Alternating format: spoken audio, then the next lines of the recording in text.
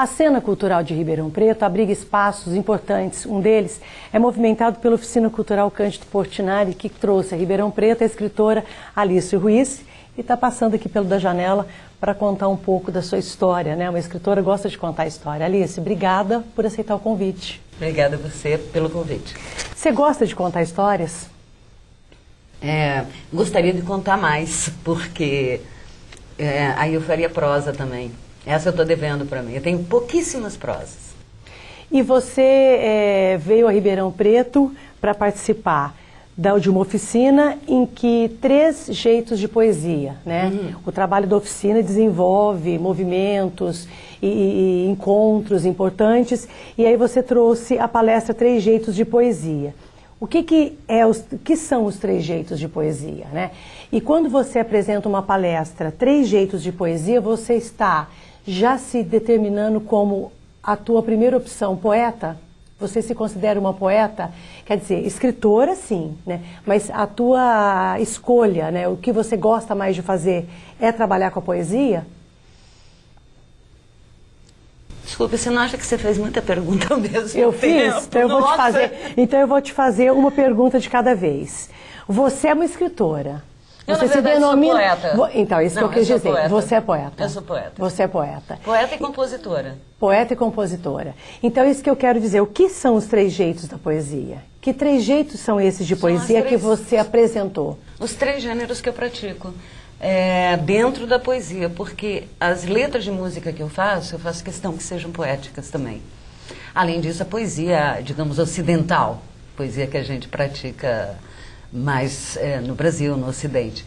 E o haikai, que é uma poesia de tradição oriental e que tem uma estética própria, completamente diferente da lírica ocidental. São meus 3 jeitos. 1 hora é pouco para falar da diferença dos 3, mas deu certo. Não, mas você consegue trazer um pouquinho desse entendimento dessas diferenças, né? Por exemplo, o haikai mesmo, poucas pessoas conhecem. Acho que você podia traduzir um pouquinho melhor para a gente o que é o haikai, como que se escreve, qual a técnica do haikai. Acho que era bacana a gente entender um pouquinho esse processo. O haikai normalmente, quando você lê um haikai, você acha tão simplesinho, tão... às vezes até decepciona. Porque não há uma compreensão imediata. Ele é tão diferente da nossa forma de fazer poesia. Algumas diferenças fundamentais. O haikai é só sobre a natureza. O tema do haikai, pelo menos o haikai nipônico, é a natureza. Não a natureza humana, a inspiração, então, está ligada à natureza. Mais que inspiração, é o tema, o assunto. O assunto do haikai é a natureza.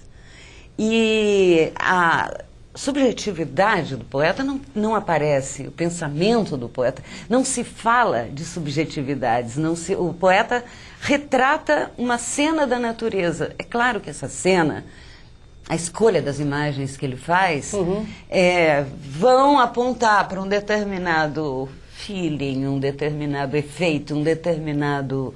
Até sentimento pode acontecer, mas não do autor. É difícil de explicar isso. É como se você estivesse revelando uma imagem através da escrita.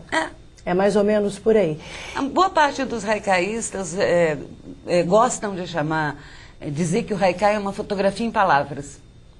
Porque na fotografia aparece a técnica do fotógrafo, aparece a sensibilidade do fotógrafo na escolha das coisas, mas o fotógrafo não aparece. E revela uma imagem, e o fotógrafo fica atrás, está certo. E aí no haikai é a mesma coisa. O poeta não se coloca dentro do poema. E o que te levou para escrever para o haikai, na verdade, ou o haikai que se aproximou? Como é que foi esse encontro aí? Por que o haikai? Porque assim, a poesia, você está me apresentando aqui que existe uma diferença grande em fazer a poesia com o haikai, com essa técnica, que é uma técnica, né? Ou a poesia em que você escreve. Que é uma técnica também. Que é uma técnica também. Mas quem te apresentou o haikai, como que você conheceu e por que o haikai? Bom, são 3 coisas. 3 coisas. Eu gosto de fazer perguntas mais distantes para você desenvolver mais tempo e eu ficar mais silenciosa e você falar mais. Olha, a princípio é uma questão de afinidade mesmo. O Haikai, antes de conhecer o Haikai, antes de ouvir falar em Haikai, eu já tinha essa relação de contemplação da natureza e já anotava algumas observações. Eu já tinha isso. Se há uma explicação paranormal para isso, eu não sei. Mas eu já tinha isso em mim. Intuitivamente uma proximidade com esse estilo. Tanto que quando eu conheci o Paulo Leminski, você sabe que quando a gente se apaixona, a gente quer contar a vida inteira, tudo o que pensou, sentiu, descobriu, o que faz e tal. E eu mostrei para ele meus escritos que eu não mostrava para ninguém. Porque eu não sabia o que era aquilo. Eu fazia, mas sabia que não tinha a ver com a poesia que eu lia, por exemplo. E ele falou, você faz Haikai. Foi intuitivamente, eu perguntei o que é Haikai, porque eu nunca tinha ouvido falar. Foi intuitivamente. É claro que daí eu comecei a estudar o Haikai, ler os grandes haikaístas, me aprofundar na técnica e principalmente traduzir. Porque traduzir é uma forma de você conhecer profundamente uma técnica, um gênero. E aí eu virei haikaísta, depois eu virei professora de Haikai. Minha oficina já fez 21 anos, já é maior de idade. Olha isso. E agora, o porquê eu acho que é a afinidade mesmo. Né? Mas também porque o Haikai te dá o dom da síntese. E nós precisamos de síntese. Né? Hoje precisamos mesmo. Muito. Nós vivemos num tempo sem tempo. Uhum. E eu acho que o falar bem, o escrever bem, implica em você saber dizer o suficiente em poucas palavras. Né? E o Haikai te ensina isso. O Haikai, na verdade, eu acho que acaba sendo isso tecnicamente, né? Ele revela em poucos... na expressão, em poucas... Não é letras, né? Como é que fala quando você... desenhem, na verdade não são letras, são desenhos, né? Porque você olha, eu não sei se eu estou falando a mesma coisa, mas são versos curtos. 3 linhas. 3 linhas, não é isso? 3 linhas e a métrica ideal é 17 sílabas. Mas como o japonês conta diferente... bem técnico mesmo. Bem técnico mesmo. E de preferência com algum termo no meio do Haikai que denote a estação em que foi feito. Então, 3 linhas, 17 sílabas, sendo 5 na primeira, 7 na segunda e 5 na terceira, o que nos dá o ritmo. Não tem rima. O Haikai japonês não tem rima. Não tem rima. Mas tem uma trama de linguagem interna. Pelo menos os japoneses têm. E é sempre sobre a natureza, é sempre material, nunca subjetivo. Sempre de coisas concretas, sobre coisas concretas. E revela sempre alguma coisa. Agora, quando você fala de 3 jeitos de poesia, como é que é teu processo de produção? Quando você vai produzir uma poesia pelo Haikai, uma poesia, como é que funciona isso? Cada uma delas? Como é que funciona isso em você? É tranquilo, você transita de uma para outra tranquilamente? Às vezes você se pega se segurando de um estilo para outro? Como é que funciona? Então explica pra gente aqui. Não, sei, tem que ter liberdade. Já existe tanta regra, né? Exatamente. Tanto no Haikai quanto a letra de música, por exemplo, que daí pede rima, pede uma métrica rígida, diferente da poesia. Diferente. São 3 formas, mas eu não funciono intencionalmente. Eu acho assim, e foi o Haikai que me ensinou isso, a gente tem que se transformar num instrumento afiado, seja qual for a nossa profissão.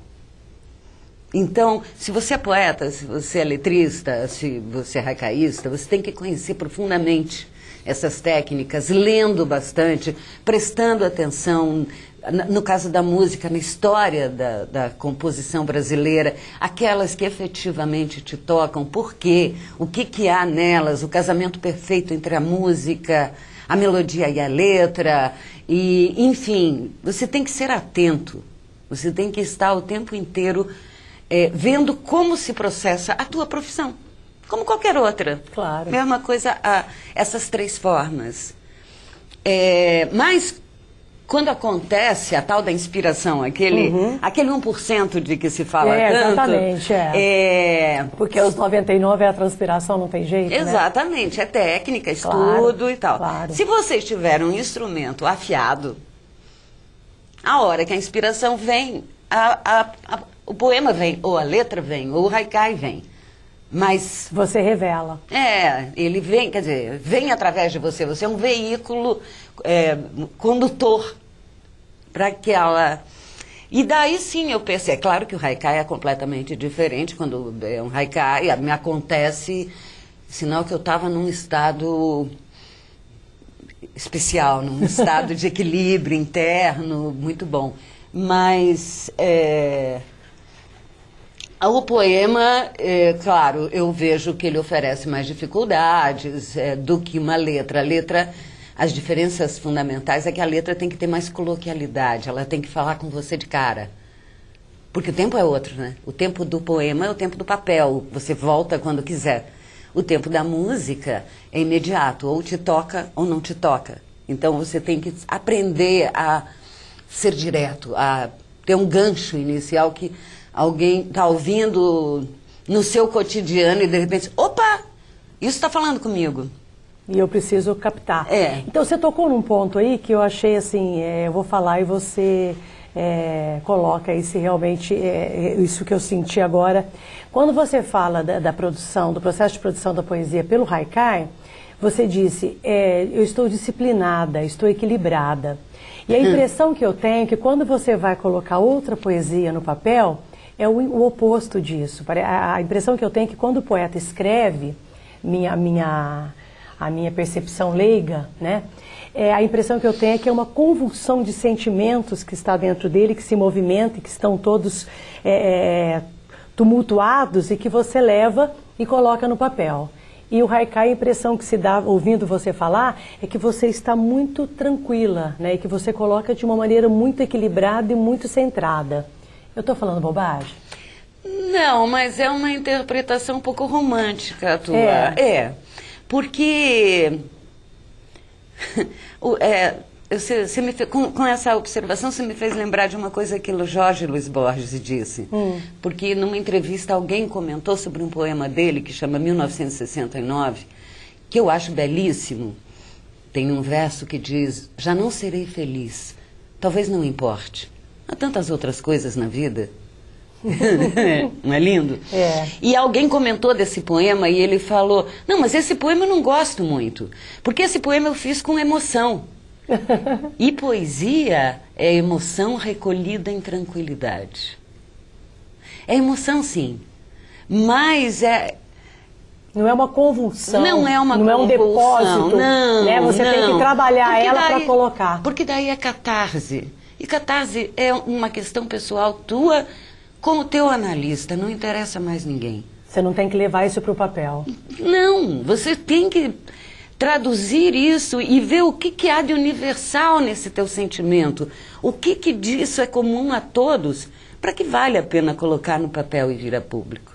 Nós estamos falando agora de um outro ponto. As pessoas às vezes depositam os sentimentos num papel e chamam de poesia. Veja só. Você, quando vai analisar o que é poesia, uma das análises é essa, você verificar como que você diz, eu estou lendo uma poesia.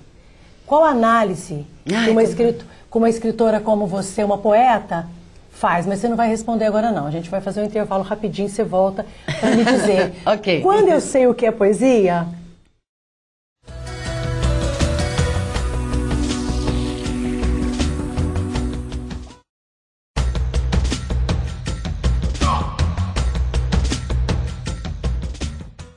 Por que eu terminei te fazendo essa pergunta? Como que você sabe quando você lê algo e diz isso é poesia, né? Claro que intuitivamente, né, uma pessoa que às vezes não tem noção nenhuma, se ela pegar uma poesia com um repertório, né, você percebe nas palavras, é claro, dá para ver uma diferença entre simplesmente colocar umas palavras no papel e rimar. A rima pobre, isso aí não é essa discussão. Mas qual é a percepção sua de poesia, né? O que ela precisa ter para ser poesia? É muito difícil você responder essa pergunta, né? Normalmente é mais fácil a gente dizer assim, não, isto não é poesia, do que descrever o que é poesia. Que é poesia. Mas eu acho que poesia tem que ter ideia. Sem ideia, não. Tem que ter uma ideia. Você tem que ter algo a dizer. Algo, voltando, né? Que diga respeito a todos. Ou pelo menos que diga respeito a uma geração. Ou que diga respeito a um determinado grupo. Não só pelo sentimento, só, né? E uma ideia, algo que realmente signifique. E que isso seja casado com uma trama na linguagem. A trama da linguagem é fundamental. A maior parte das pessoas, digamos, como você citou, que faz uma coisinha assim, escreve uma coisa, coloca seu sentimento e já chama de poesia, não se dá conta que poesia não é desabafo e poesia não é apenas ideia. Poesia se faz com palavras. É preciso ter um contato direto, um relacionamento profundo com a palavra para ser poeta. E quando tem essa trama na linguagem, eu identifico e quando isso está casado com o conteúdo, aí é poesia. Tá, e quando você pode aprender a escrever poesia, né? Nós estávamos falando aqui de 1% de inspiração e 99% de transpiração. Claro, tudo que você estudar, que você se debruçar, que você se empenhar, você vai fazer uma produção, né? Até que ponto... Você acredita nisso? Não, eu estou fazendo, na verdade, eu acho que sim. Eu acho que você retraz um resultado. Eu não sei qual é esse resultado, mas assim, eu vou me empenhar em estudar, tá? Eu vou estudar, eu vou participar, eu vou aprender as técnicas, tá? Agora, vem um resultado. Agora, é essa pergunta que eu quero fazer para você. Não é você que está me entrevistando, eu estou te entrevistando. A pergunta que eu quero fazer para você é o seguinte, qual é o percentual de inspiração necessário para se ter uma boa poesia? Não, o percentual não é comigo. Eu quero dizer o seguinte, sem 1%, mesmo com 99,9%... Não acontece. Não acontece. Eu acho que todo ser humano tem que descobrir qual é a sua autoexpressão. Eu acho que todos temos. Assim como a gente tem necessidade de comer e de dormir, a gente tem e de beber água, a gente tem necessidade de se autoexpressar. Mas cada um tem que descobrir qual é o seu. Não adianta você dizer assim, ser poeta é legal, eu vou estudar para ser poeta. Não adianta. Se você não for... Você não vai estudar porque não adianta. Se não for aquela a tua autoexpressão. A tua autoexpressão pode ser cozinhar, a tua autoexpressão pode ser construir prédios. O que eu quero dizer é que onde você se expressa melhor, é ali que você tem que colocar a ênfase. Na poesia não adianta você dizer, acho bacana, vou entrar nessa. Se não for a tua expressão, pode estudar, etc. e tal, mas sempre será incipiente, sempre faltará aquele mágico 1%. Alice, e as músicas? E as músicas? E as músicas? Essas acontecem das formas mais variadas. A que mais acontece, ou mais acontecia, era de eu dar a letra para o parceiro, quando eu olho e digo assim, opa, isso é uma letra, está muito rimado, está muito dentro da métrica, tem a tal da coloquialidade, isso é uma letra. Aí eu, segundo momento, com quem que parece dos meus parceiros? Porque tem isso também. Tem. Às vezes eu vejo de imediato.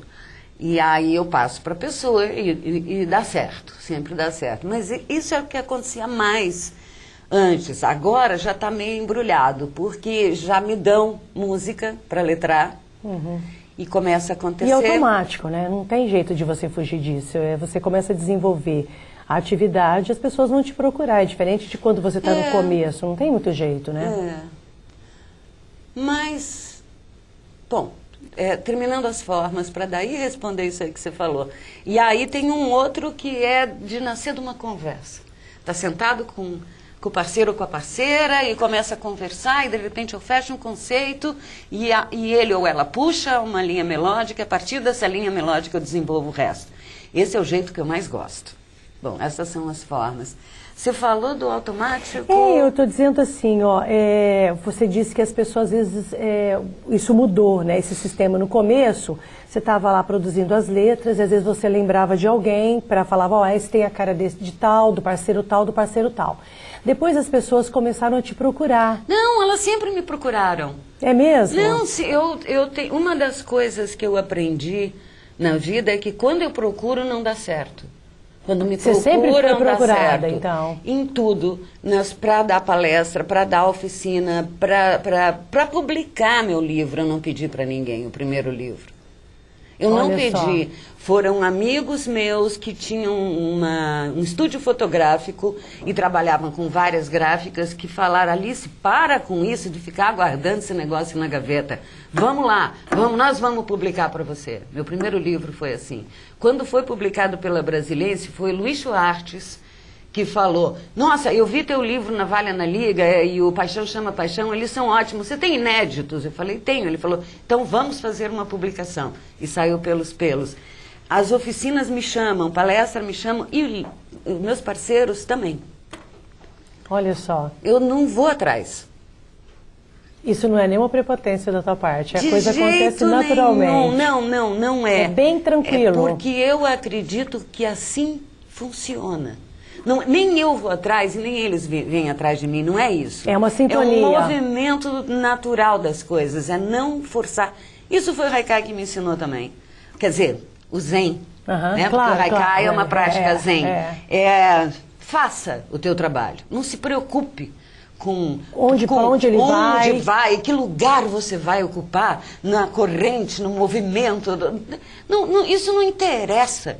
O que interessa é você fazer aquilo no que você acredita da melhor maneira possível, dê o teu melhor, porque o teu trabalho vai achar o caminho dele. Eu vou te fazer uma provocação agora. Ótimo. Não é muito cômodo você dizer isso para uma pessoa reconhecida como você, que teve um trânsito mais, vamos dizer assim, escolhas na tua vida, de repente, oportunidades maiores, quando a pessoa está tentando transitar nesse meio para sobreviver. Como é que funciona essa troca, né, de esperar?